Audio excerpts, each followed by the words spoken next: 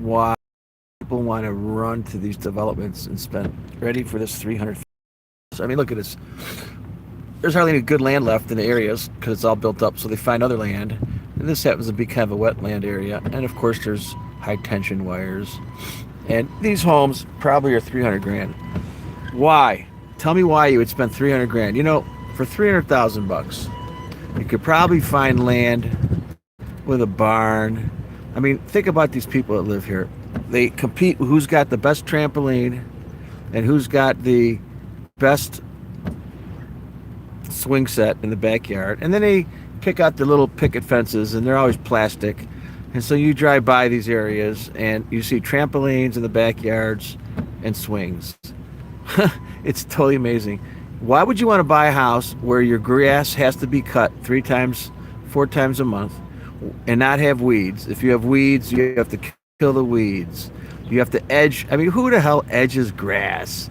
People edge grass. They buy equipment to edge grass. They spend all Saturday in their front yard, so their yard looks just like the other people here. And all these people, they have delusions. I don't know if they're delusions, but they have perceptions that this is how you make it in America. Yeah, you take a 30-year mortgage, you and your wife both work if you're married, or your spouse or your significant other, and you spend 30 years to live in a box that is controlled by an association. And then they charge you taxes, a lot more taxes in these areas.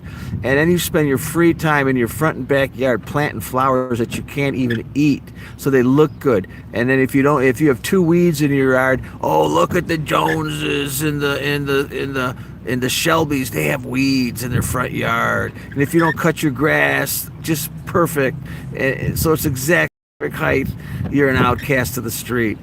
This is a perception that has been brainwashed into your minds. And you know what? This is not your want. This is the want that was planted into your brain through propaganda and through repetitive programming. You think living in a $300,000 house in a suburban area like this and have your little picket fence so your little kids can play and jumping on their trampolines, and while they're jumping up and down on trampolines, they can see the other kids jumping up and down on their trampolines.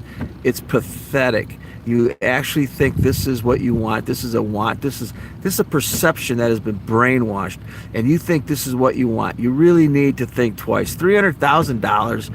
Oh my God. You go out in the country, get away from people. You could have land. You don't have to cut the grass. You can have a front yard. You can grow grapes in your front yard.